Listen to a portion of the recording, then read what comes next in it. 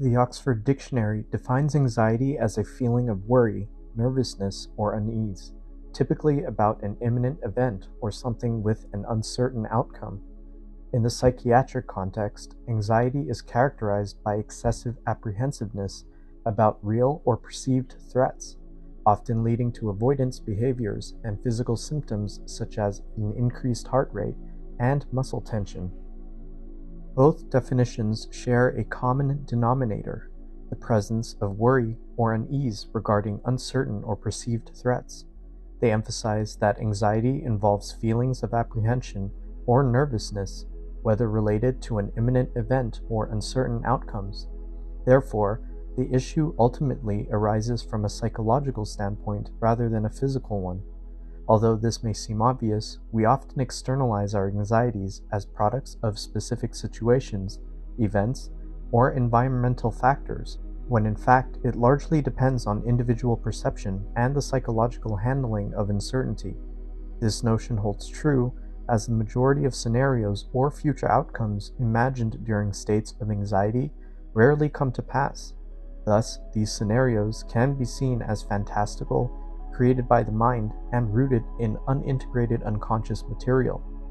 Though this will not always be the case, since in some situations, anxiety is due to an external factor. In the majority of cases, it can be attributed to the individual's perception. It is also important to remember that anxiety is a psychosomatic response and has a necessary function for our survival. Since time immemorial, humans have sought to control and conquer their environment as a means of mitigating uncertainty and ultimately their anxieties.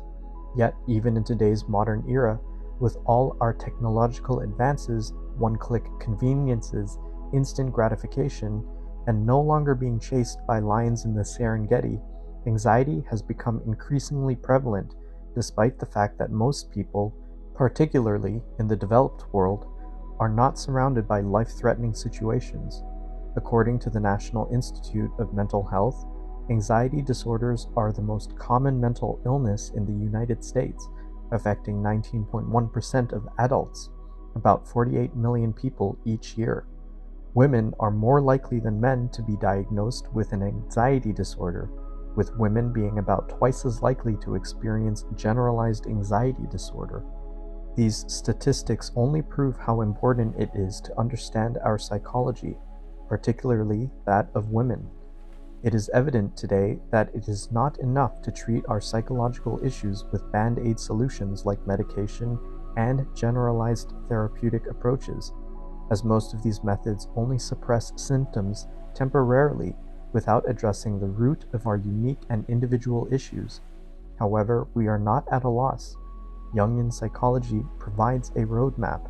In Jungian psychology, instead of treating anxiety as the sole focus, it is seen as a byproduct of aspects of our psychology that have yet to be developed, integrated, or discovered. As individuals increase in self-realization, anxiety naturally subsides. This occurs because the individual gains an inner knowing, an inner truth that cannot be taken away, a rock that holds them resilient in the face of uncertainty, a deep inner strength. What Jungian psychology teaches us is the same principal teachings of sages, philosophers, writers, and the wise of the past. The mind is everything. What you think, you become. Buddha. Both Buddha and Jungian psychology teach us that the only thing we really truly have control over is ourselves, and, ultimately, our consciousness. While we may not be able to control the world around us, we can control how we choose to respond to it. It is therefore appropriate that we should learn about the mind through the lens of psychology to address the root of our thoughts. The interesting thing about uncertainty is that it deals with future outcomes, which in themselves are neither good nor bad. However, anxiety stems from a psychological perception of reality and is therefore subjective, focusing specifically on the negative outcomes and completely negating the possibility of positive outcomes. If the future is unpredictable and could go in either direction, we have just as much freedom to focus our energy on the thought of positive outcomes. This would seem a much more productive use of energy. As Buddha implies, it is simply a matter of how we choose to think about a given situation, and that we are ultimately in control of our thoughts. Jungian psychology goes a step further by providing a psychological understanding, defining and personifying different aspects of our personality so that we can dialogue and negotiate with these thoughts rather than trying to control them. Fundamentally, the purpose of both Jungian psychology and Buddhist teachings is to bring light, awareness, and consciousness to the shadows, the unconscious, and the unseen. Just as one would feel more assured with a lamp in the dark cavern, Jungian psychology provides the individual with that lamp. I am not what happened to me, I am what I choose to become. Carl Gustav Jung. Carl Jung liberates us from the idea that we are merely the result of our environments, or that we have already been defined. He returns us the reins of control over our lives, showing us that through our psychological development, we can grow far beyond the chains of causality toward the illumination of becoming. In Jungian psychology, this becoming is called the process of individuation, the process of self-realization.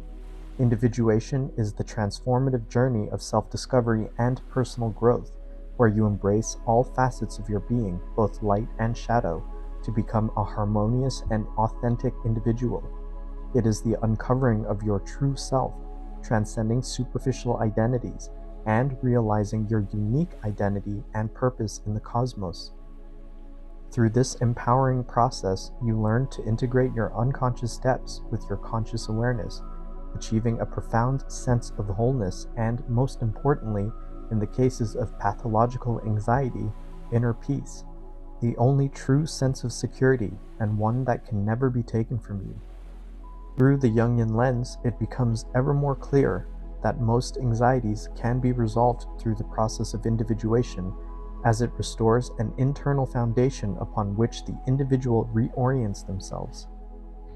Your vision will become clear only when you can look into your own heart.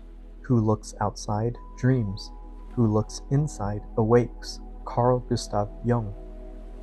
It is only when we look within ourselves that we are capable of such a realization, a restabilization.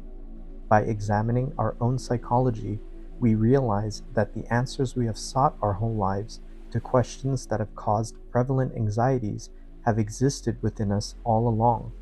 We were only looking in the wrong direction.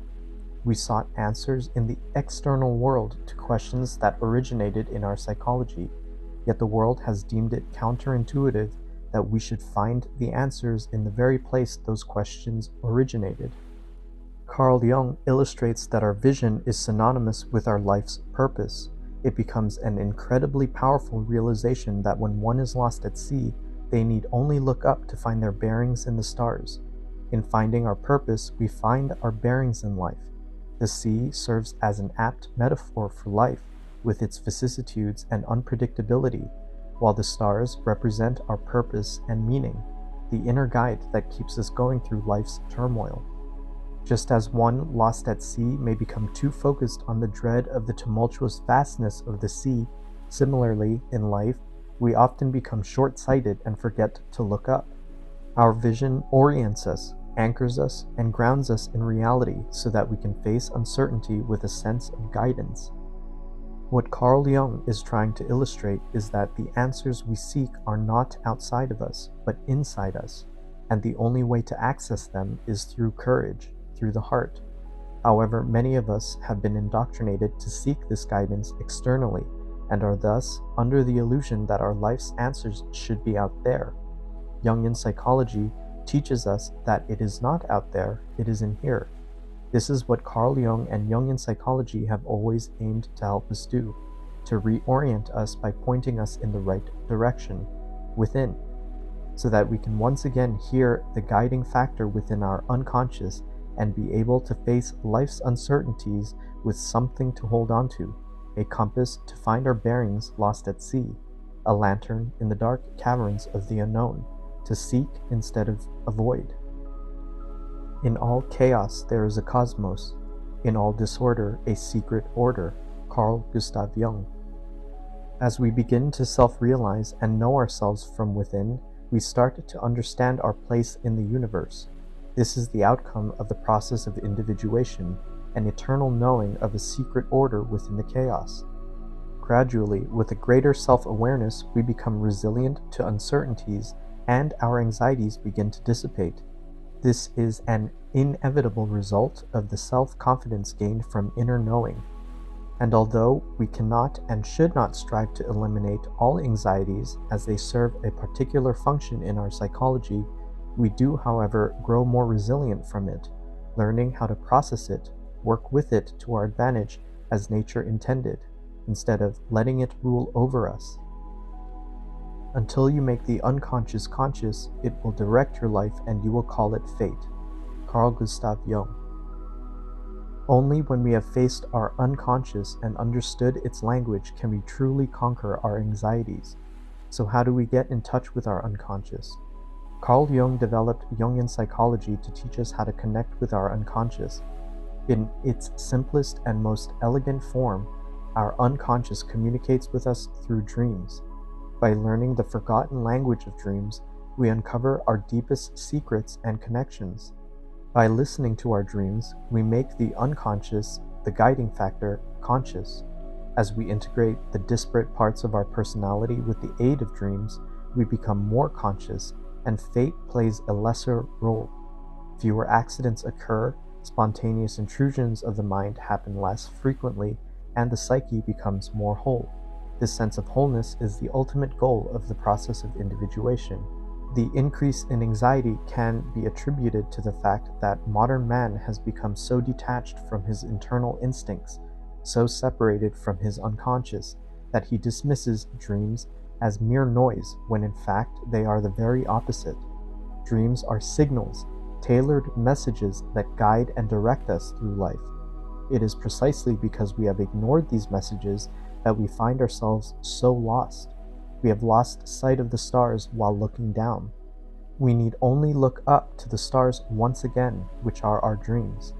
Only when we admit that the unconscious knows more than we do, and treat our dreams as important messages from the other half instead of ignoring them, can our unconscious guide us in the right direction. Where love rules, there is no will to power, and where power predominates, love is lacking. The one is the shadow of the other. Carl Gustav Jung. The way we treat ourselves is reflected in the world around us. Carl Jung pioneered a psychological explanation for the origins of religious and spiritual teachings. Jung, Buddha, and Christ all shared a common goal, teaching us to become more conscious. In today's world where anxiety is prevalent, many of our actions stem from unconscious fears. Whether through psychology, spirituality, or religion, what Jung, Buddha, and Christ sought to guide us towards is a return to actions based on love, the highest form of consciousness. Thus, Jungian psychology teaches us to love ourselves through the lens of psychology. It is only when we realize that we don't need to solve our problems but can simply outgrow them that we free ourselves from the chains of causality. This shift in perspective allows us to move toward a hopeful future where we can strive, overcome, and grow. However, this growth becomes apparent only when we learn to listen to our unconscious. Instead of aiming to cure anxiety, we should strive to outgrow it. Man becomes whole, integrated, calm, fertile, and happy when and only when the process of individuation is complete, when the conscious and the unconscious have learned to live at peace and to complement one another. Carl Gustav Jung, Man and His Symbols. I, like many others, have personally suffered from anxiety. Upon learning about Carl Jung, Jungian psychology, dreams, and the process of individuation, my anxieties have significantly decreased. If you would like to learn more about Jungian psychology in order to better understand your unconscious, I developed an app available on the App Store.